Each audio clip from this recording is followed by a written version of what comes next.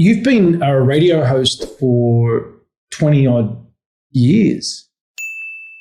And tell me how. I think that's how we first connected, right? Was it from That's right. From those days when you were doing lateral and creative vibes and all that sort of stuff back in the early noughties? Wow. That's correct. Yeah. And the various projects that I was doing back then. Obviously you've been quite a significant radio figure in Australia as far as electronic and jazz and various other sort of alternative club sounds. Tell me a bit about your journey into sort of entering radio. Like, where did that all come about, and the love and the passion for all of that? Yeah, sure. I mean, I have to correct you. Significant for a very particular niche of listener, but I appreciate the sentiment. But yeah, no, radio has been a kind of a love of mine, for the longest time. And I mean, that was my original way of finding out about music that I didn't otherwise know about. If I take it all the way back, before I even knew about community radio and the sort of stations that we have here in Melbourne and you do in Sydney as well. And, I was listening to commercial radio. We used to get Casey Kasem and the American Top 40. I don't know whether you ever listened to that, but we used to get that on a station here called Fox FM. I gather from the way he spoke that this was being sort of broadcast all over the world, and they'd play the Top 40, which doesn't sound like the sort of place that you would get introduced to new music. But that was actually when I would have been like 10 or something like that. And I'd listen to that every Friday night or Saturday night, whatever it was. And, try and hang out. I was young, so I couldn't always hang out to number one. But I would listen to that, and it was interesting because they used to do the American Top 40, I think, on a Friday night, and then Take 40 Australia on a Saturday night. And it was interesting to notice the difference between the top 40s in both countries.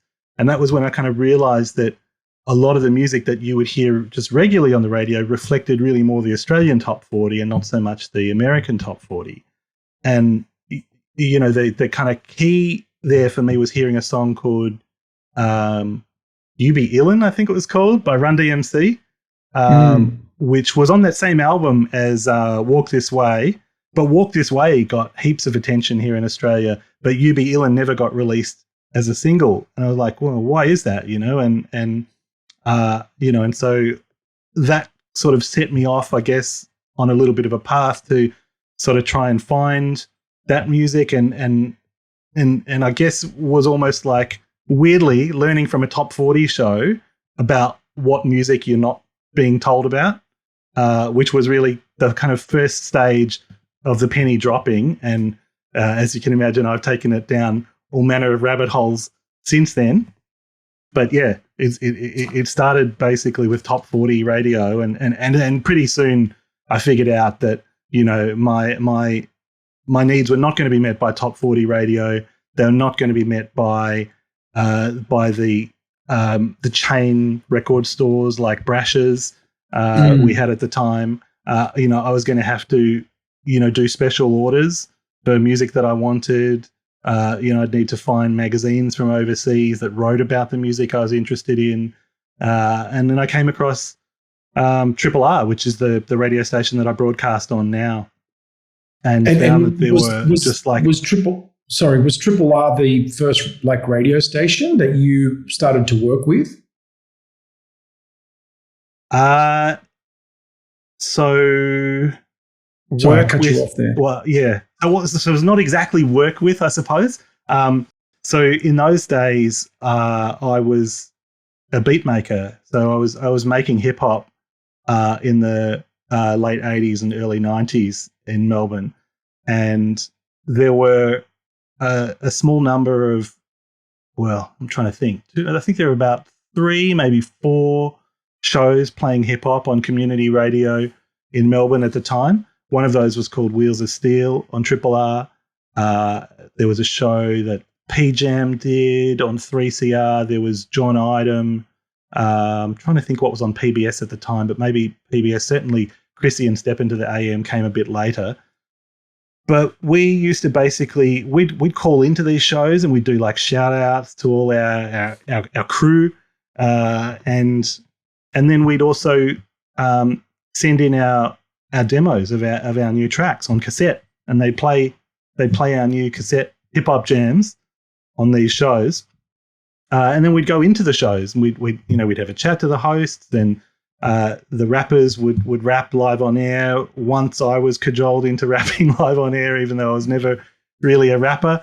And met lots of people through that. So I was kind of, involved, I guess, in the station as a guest initially.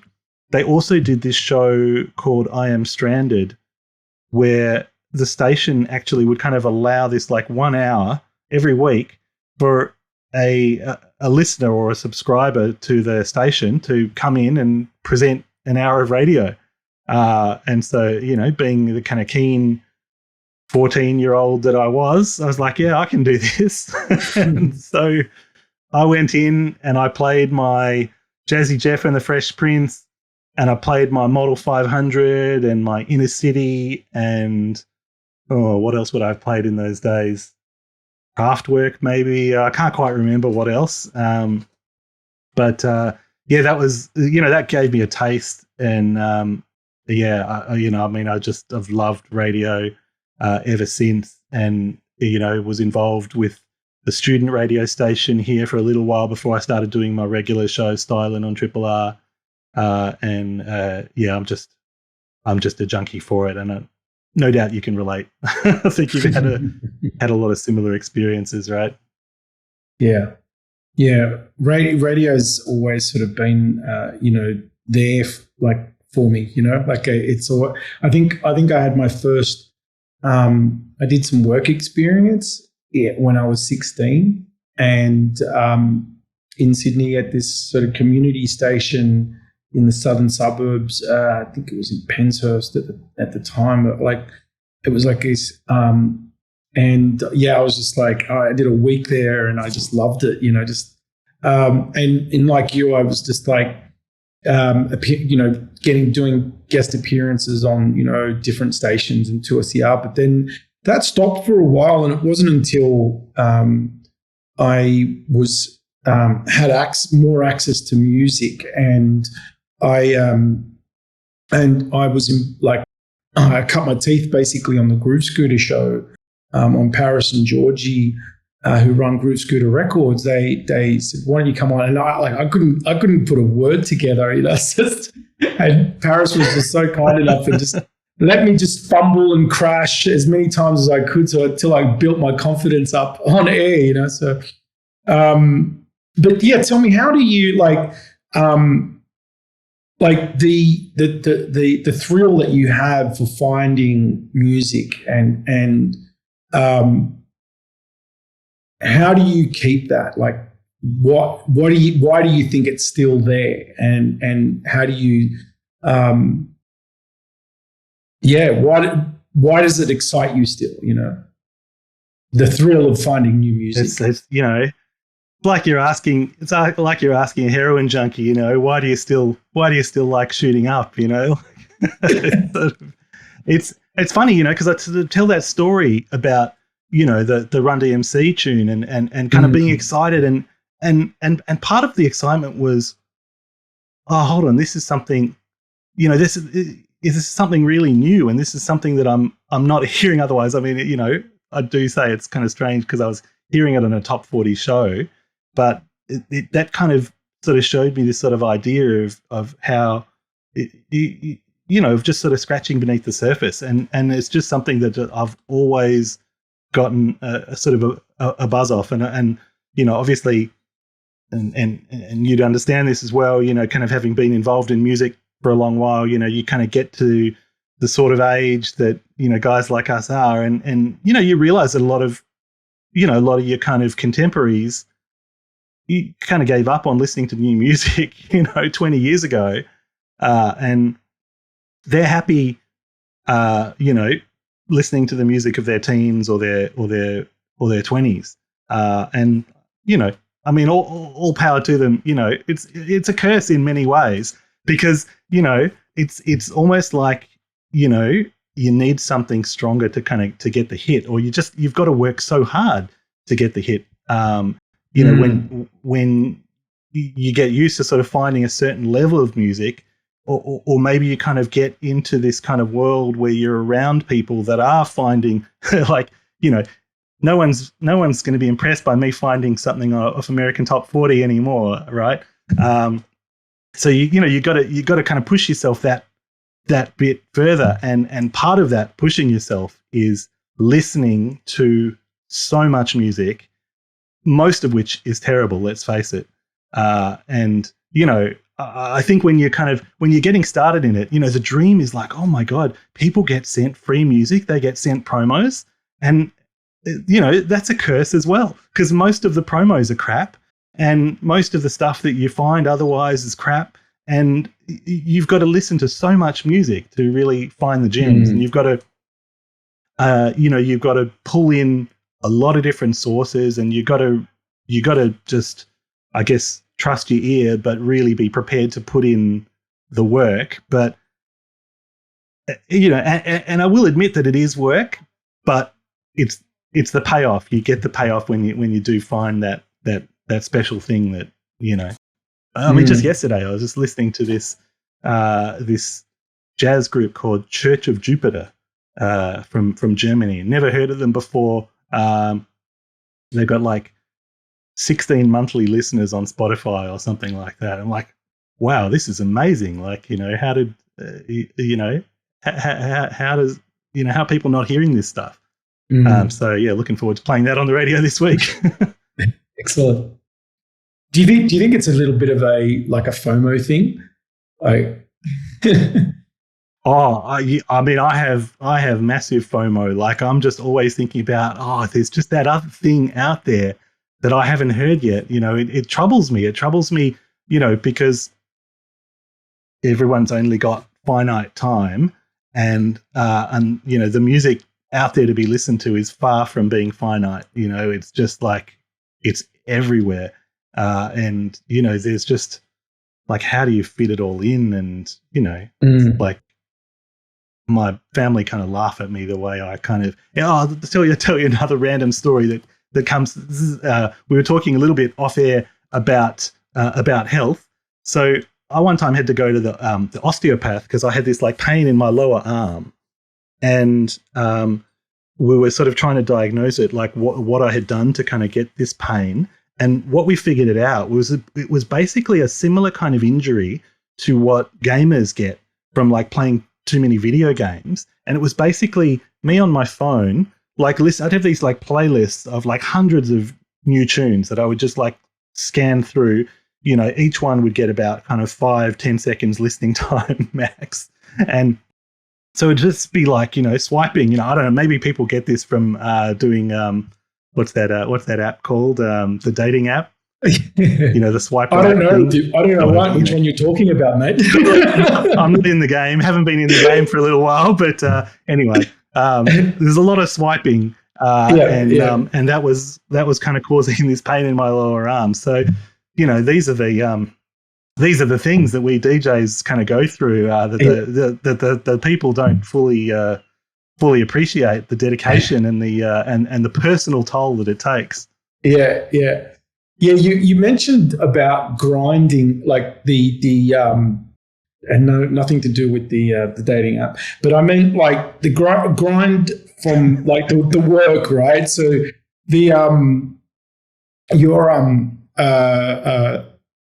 how do you differentiate when you're putting in the hours and working, and you mentioned that like it doesn't, like it's part of the job, but grinding, you need to work and put in the hours. And you were saying something about like if it's too much of a grind, then you need to sort of reevaluate. Now, what would you say is the difference of like really sort of wanting to pursue this passion and this dream and putting in the hours, like what's the difference for you? Like, I guess, I guess part of it is you do still need to a healthy grind.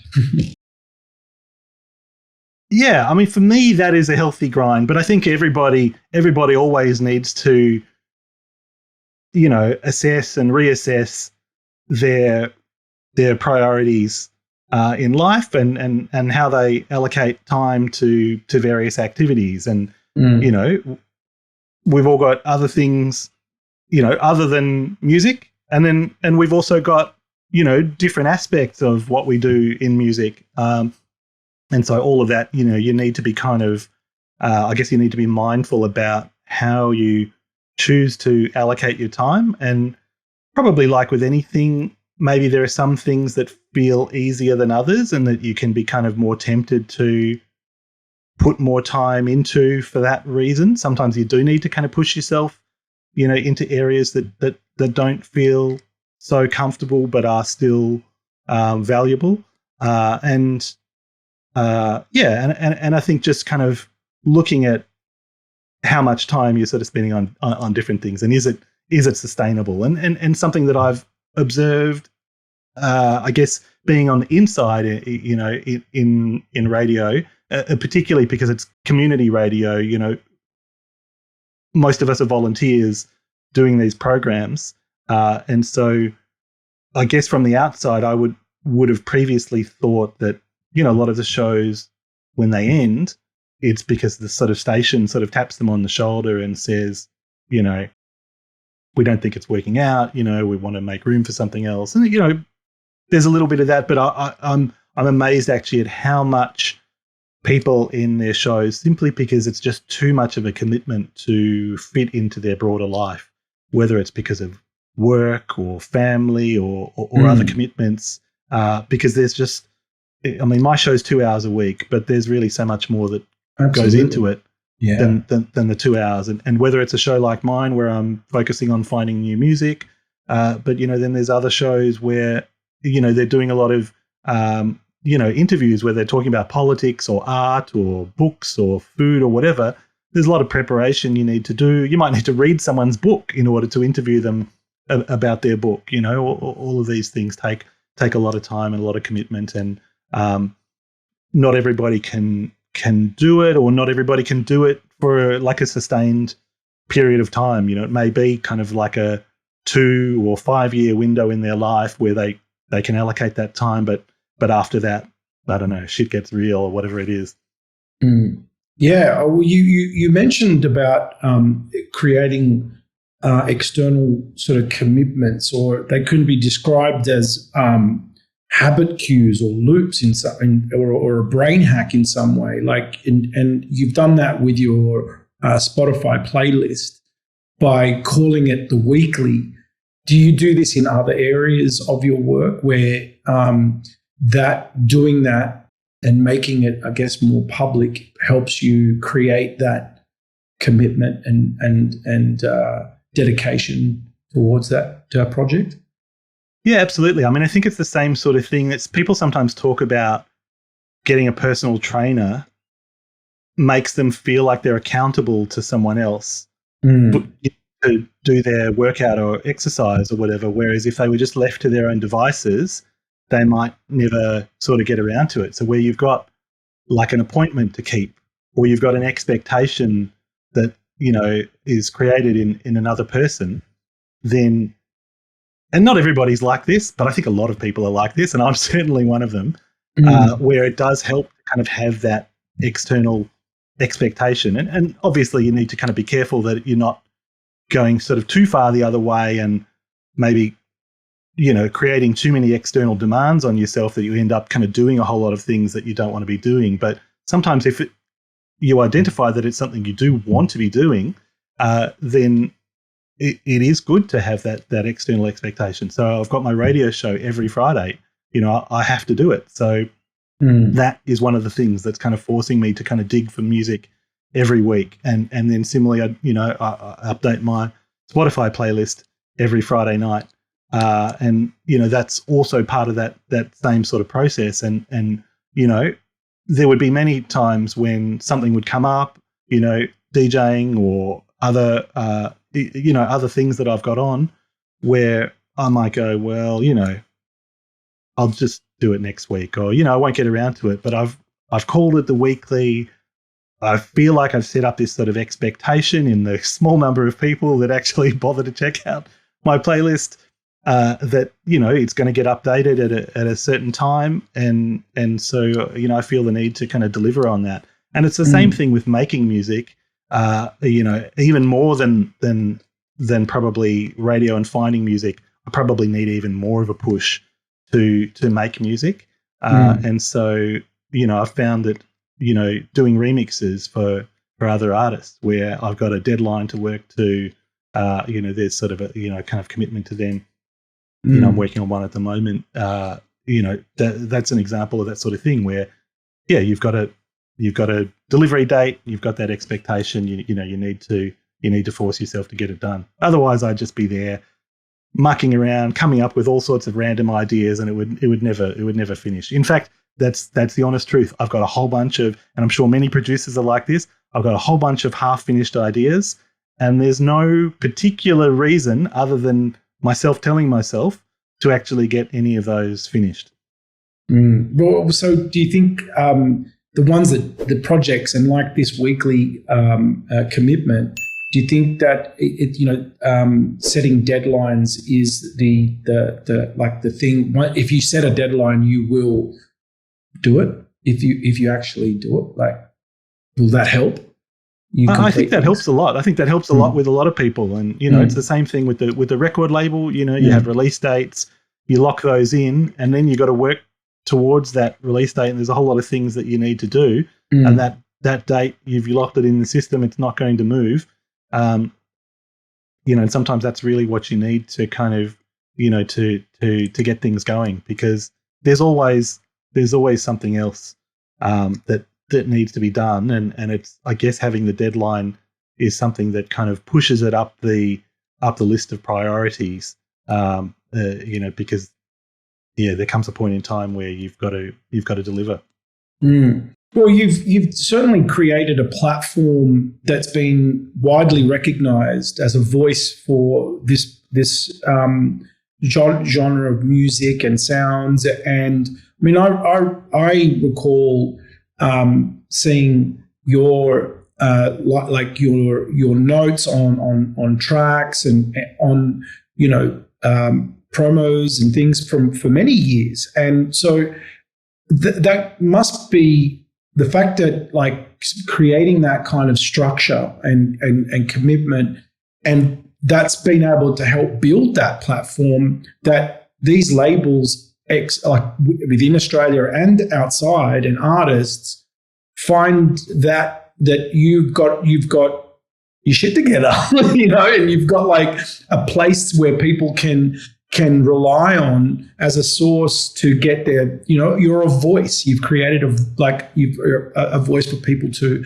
and so that's why I wanted to sort of start ask you these questions, because that this has been something that's not just now. Has it been something you've been working on to improve? I mean, seems like you've had those kind of habits with you for some time. Yeah, and I think I think one of the things, I guess, that made me sort of realize that a little bit was, as I was saying, I was making hip hop kind of early on when I first got started in music. This is when I was still in high school. And I was part of a group doing that, and so you'd set times, and then you'd have to get together, and you'd get the music done.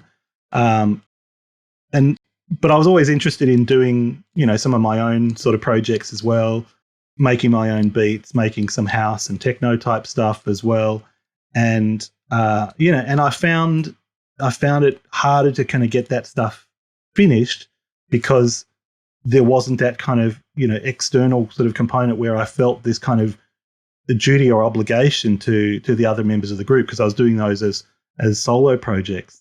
And I found, interestingly, that when I went to university, and I had actually much more time on my hands, than I did at school, or than I do now in a lot of ways.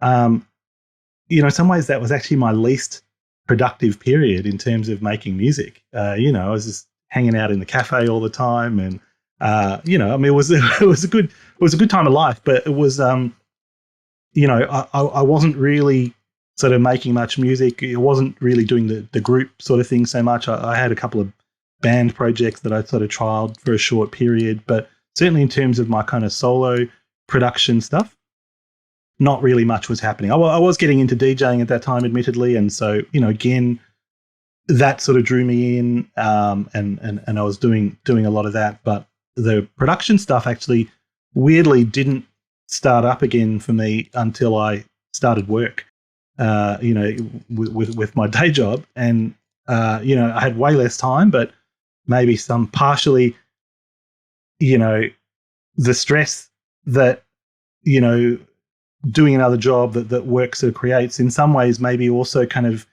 gives you that drive to kind of have a creative outlet a little bit more as well than when you've just got a whole lot of unstructured time. Yeah. Well, that's a good point, because I mean, look, there are certain people who are super disciplined about their creative practice and do it almost like a 9-to-5 sort of thing. And seriously, I take my hat off to those people. I think they're amazing. I don't think I'm like that. Well, that'd be argue, like we could, I don't know, like you're kind of doing that now though, right? Like you've got a lot of disciplines and structure in place now to be able to manage all your projects. You've got certain systems. I think it takes time. It's like a muscle, you got to build that kind of thing. You're right though. There are some people that can just like do it straight away. And the reason I'm bringing this up is because especially our work is very DIY, and we have to create that and build that over time.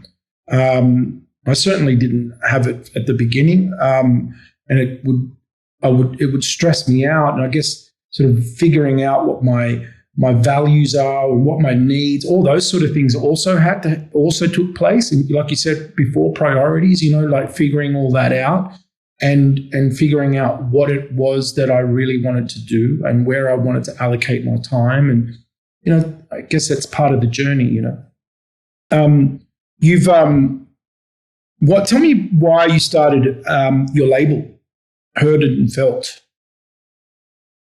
It's something I've really wanted to do for a really long time. Probably even when I first started really getting into music, I loved the idea of having a record label. So this is seriously like when I was in high school, and then I was making this hip hop stuff, but we never really kind of put it out properly. Weirdly, one of those tracks from that era has actually just come out on an Australian hip hop compilation in the last couple of months. But we never really kind of put that stuff out properly.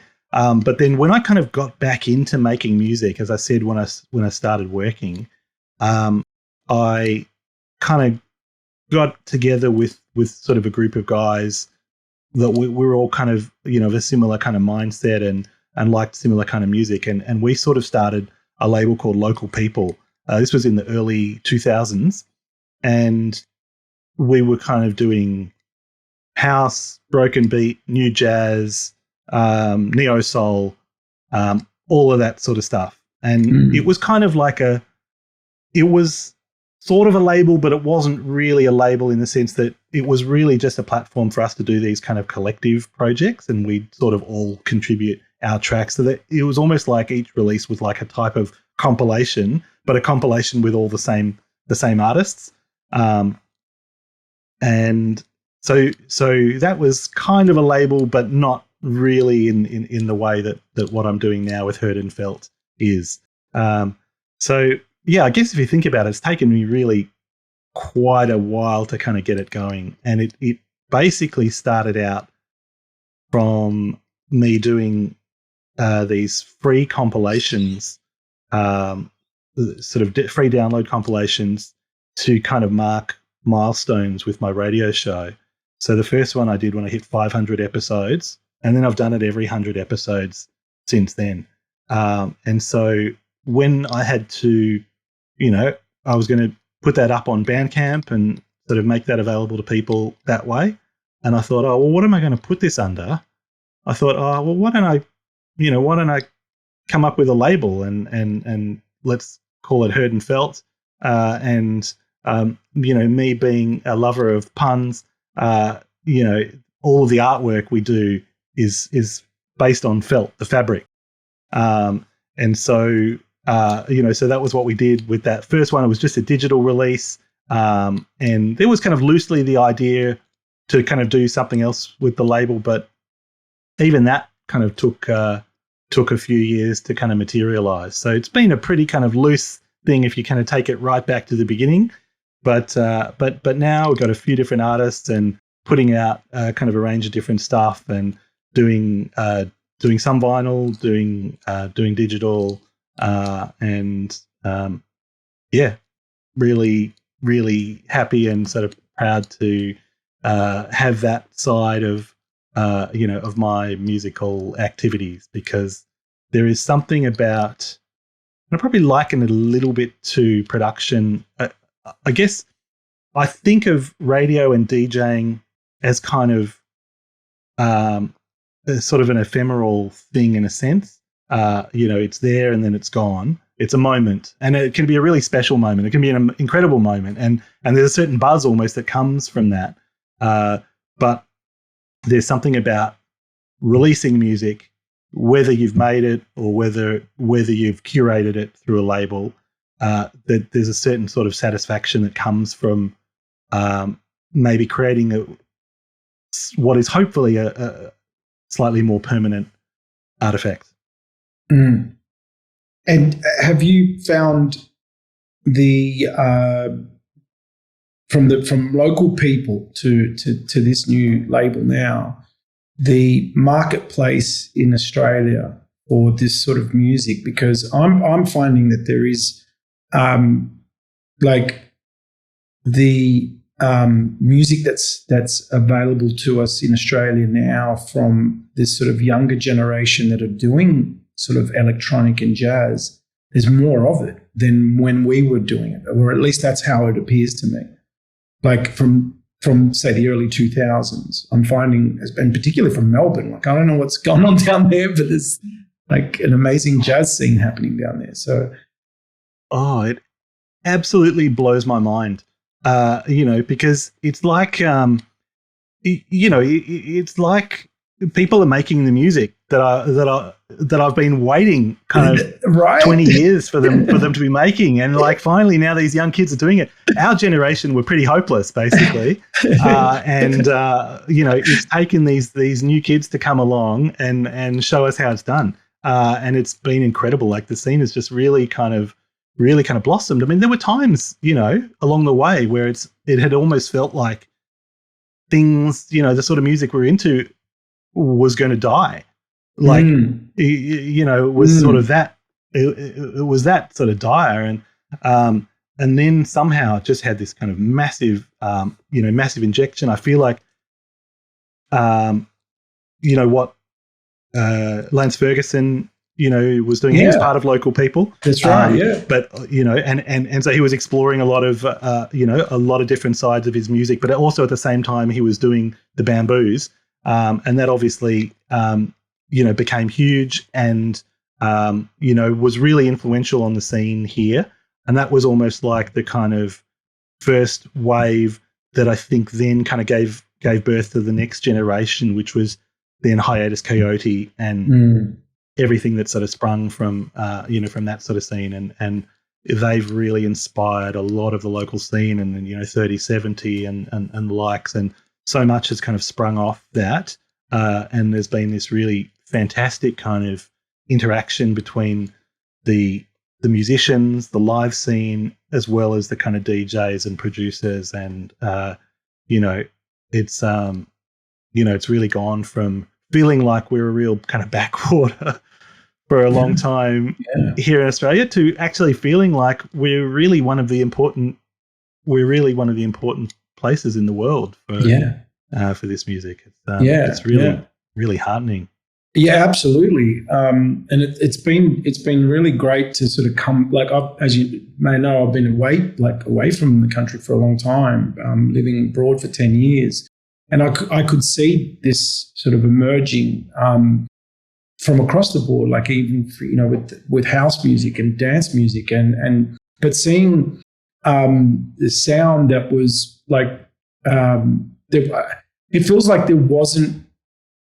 I guess maybe the in the say early 2000s and even in the 90s of people, I guess, laying down those foundations, and slowly it just sort of it emerged and it caught the wave of a younger, like it just caught a wave of a younger generation that was able to create some sort of infrastructure to keep it and an audience, and it's because it's widely more appreciated. Like it was harder to do this sort of stuff, in the early 2000s. It was harder to absolutely to get it out and like. Timing is everything, Like I was making hip hop in '89, and but it wasn't really until the mid '90s that hip hop really kind of took off in Australia. So I wasn't really doing it, anymore by the time that sort of came around, and it was getting, we're sort of starting to see, Hilltop Hoods and the like, sort of really big on Triple J and those sorts of stations, and and this sort of music that we were kind of into, I mean, you and me both in the early noughties. It sort of feels like, okay, well, people are sort of digging into it now here, and it's sort of really, really become a thing. You can sometimes mistime your approach. It's like the Palm Pilot. Do you remember the Palm Pilot? It was like some kind of handheld device that you'd use with a little stylus or whatever. It was many years before iPhones or whatever came along. Yes, and I think that company went bankrupt. But you can be, you can just miss time. I guess when you bring an idea to the people. I say miss time. It depends how you look at it, because I don't care. I'm happy having, I'm always interested in what I'm interested in at the time, and I'm happy about that. Whether other people are into it or not. But sometimes it just there's a time when the listeners and the market is kind of ready and ripe for a certain sort of sound, and that's not necessarily the time that you are representing that sound or making that music. But all you can do is keep doing your thing. Yeah, and I'm happier than anything that this stuff is having a really great moment here in Australia. Yeah, absolutely. Yeah, that's what I was going to point out. Is just I think it's just like for this sort of music, it's a really great time in Australia, and even like crazy dance floor stuff. Like there's these crazy like kids making awesome music coming out of Australia right now. It's just so great, so exciting to be like. And I think these next 10 years, as we're now. I guess going through where it seems like we're all back into this sort of developmental stages. It's not like we're starting from the beginning because those foundations are there, but we all have to kind of like move in this sort of collective sort of way to kind of rebuild business and industries again in general, like with what's happened. And so I think it's going to be a really interesting time because everyone knows what they got to do now. It's like everybody's like coming out of the gates and ready to kind of like, go full steam ahead. And I think it's going to be an exciting 10 years ahead. I hope so. That we don't have any other crazy. Was that part of the pull for you coming back? Sorry? Was that part of the pull for you coming back? There was what's happening in the music scene here? I knew I was going to come back. I didn't know when. I came back unexpectedly, and then I decided to stay because I thought, you know what, it's probably a good time to be here now, because rather than wait another 10 years, and also I wanted to be closer to family and friends, and I think it was, being 10 years is quite a bit of time to be away. And and not that I made a lot of great connections overseas, great friends and music family that I can continue doing stuff. The way things are now, like I can continue doing things that I love overseas as well. So I did have to kind of take a few steps back to make a few steps forward, like to kind of re-establish myself. And it's been taking a bit of time, but we're getting there. It's good to have you back. Well, thanks, mate. Thank you. You mentioned AI sample isolation. Can you tell me a bit about that? Yeah. I won't say I'm an expert on it, but you should have. One of the guys I kind of sort of found out about this from, and there's various ways of doing it, but you should have a guy called Fanu on the podcast. So he is he's kind of a breakbeat and Fanu, Fanu. He's in Finland, I think in Helsinki. I think I've seen that. He does jungle and drum and bass stuff for metalheads and labels like that. And we did a jungle record by Johnny Faith on Felt, and he did the mastering for it. Right. And so that was how I kind of connected with him. But he also, especially during the pandemic, he was doing like kind of production kind of master classes and that sort of stuff. There's a lot of people were, doing that kind of Patreon type of thing. Mm-hmm. And he sort of shared these videos, and he did this one. I can't even remember what the service was called.